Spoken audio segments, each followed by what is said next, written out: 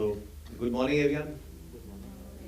My name is Sharman Joshi and I'm honored to be here today, standing in front of a not that large group of bright, eager children I thought would be.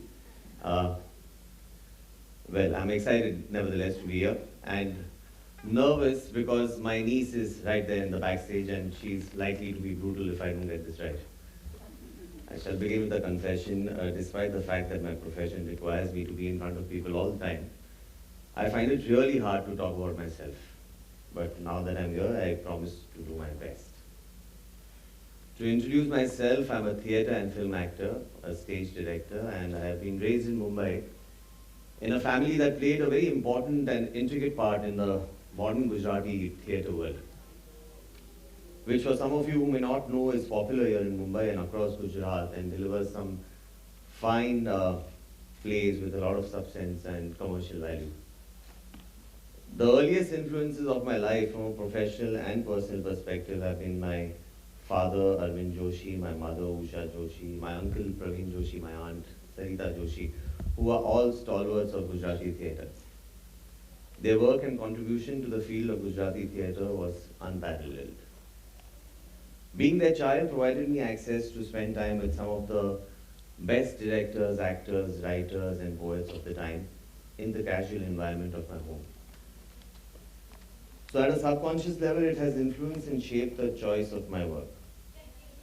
Unlike most parents, mine were not overtly concerned about the career path I would choose for myself. They always let me know one thing though, that whatever the outcome, they would always be there for me and would always believe in me. While my passion lay in acting, I was aware of the very steep odds that seemed to be stacked against me. The chances of making it were slim, as they are for anybody. Yet my heart told me to go out there and try, and I soon figured that dreaming about acting for film is one thing, preparing for it and securing auditions is quite another. I started out with acting in plays during my college years, and that was my training ground. Once I had established that my calling was to be an actor, I started by testing waters at college level. I participated in competitions to an overwhelming response. And then with access to great scripts thanks to my dad, I directed my first play, which was written by Prabodh Joshi, not related to me. And I won every prize for that play. We were then asked to take part in the annual day function, which was a big high for us, but we were booed away by our seniors and were completely dejected by this rejection. Our drama teacher placated us and shared that the audience was not the kind to enjoy a play, at such a setting, and they would rather watch a musical. So this was my first lesson in understanding the audience. I continued to perform at the intercollegiate level and did rather well. I was also extremely fortunate to have a guru in Mahendra Joshi, again not related to me, who taught us the disciplines of an actor, the ethos of working hard, voice modulation, pause, mood work, and a whole lot of things. I was now prepared to go to professional theatre. My father gave me a cameo in his own play at that time, though he was prepared to give me an author-backed role after he finished work on the current one. But that would take about a year or more, and I was not willing to wait that long, since time was of great essence, particularly at those crossroads, as my future course of action would depend on the reactions I got on my theatre debut.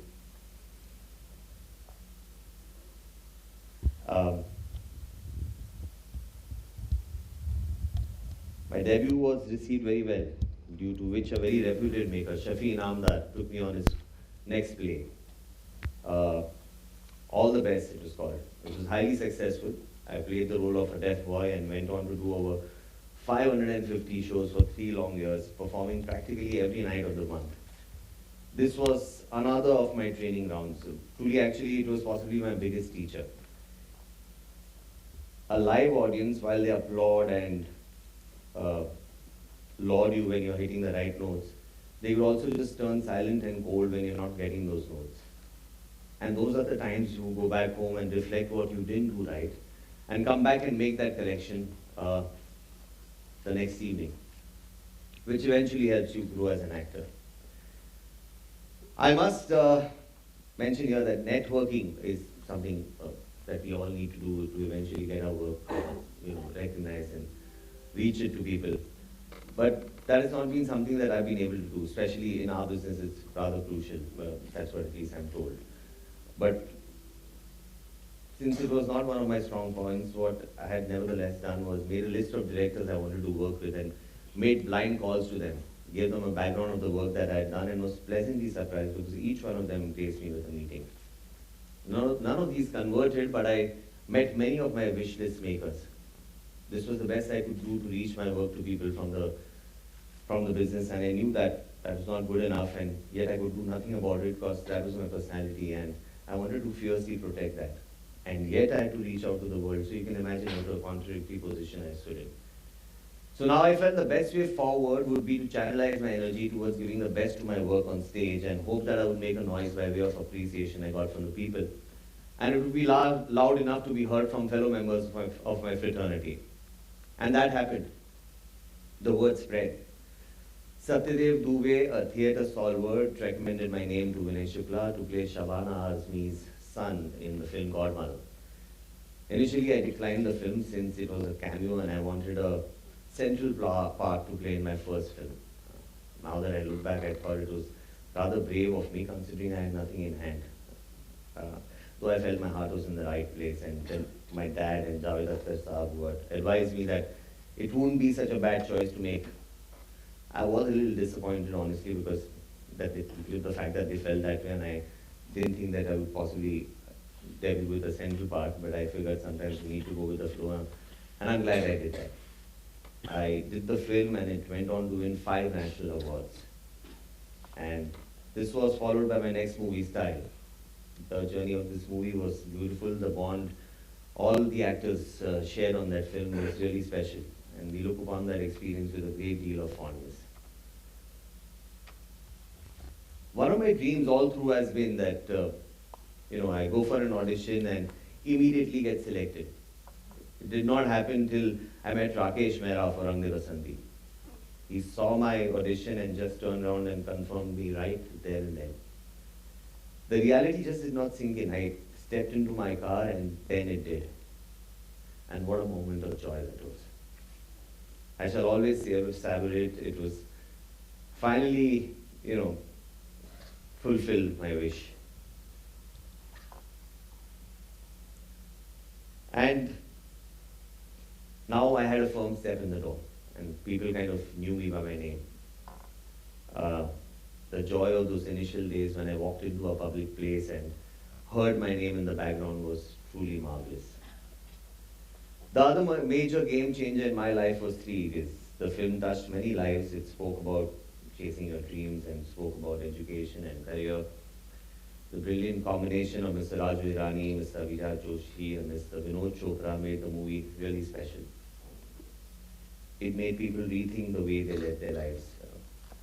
Many I know on a personal level, went on to leave their cushioned jobs or businesses that they were a part of and chose to work on careers their heart longed for. Many others chose to treat their children in a more democratic fashion and give them more space and freedom to make their choices.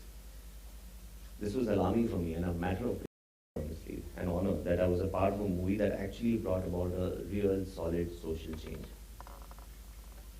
So, have I in my personal capacity been able to shatter the glass ceiling? I do believe I have. All the while, the important thing to remember is that in films, the struggle and achievements are both amplified and stay for long in public realm. Failures are discussed threadbare and success is lauded and worshipped. The truth, however, is that every profession has its highs and lows. It is just that both go unnoticed and are therefore easier to cope with. In my profession, like in sports possibly, everyone has a point of view. Because everyone feels emotionally involved, and which makes it a little harder. But do remember that never mind what you do, ups and downs will happen. It is how you respond to the down that will determine both the frequency and the intensity of your ups. Movies are a part of our being in this country. I was once sitting at a roadside cafe in Moscow where I had gone to attend a film festival. The festival director was sitting with me and she asked me to notice the passers-by, and most looked very grim and preoccupied. She ascribed it to the somber note of Russian film, quite contrary to the song and dance of Indian films that provide a joyous, fantastical escape from the drudgery of everyday living. This third-party perspective instilled newfound respect for the profession that I feel so proud to belong to. Without sounding patronizing, I cannot emphasize the need to work very, very hard, otherwise our dreams will remain just that. For these to convert to reality, there needs to be a plan backed by concerted effort.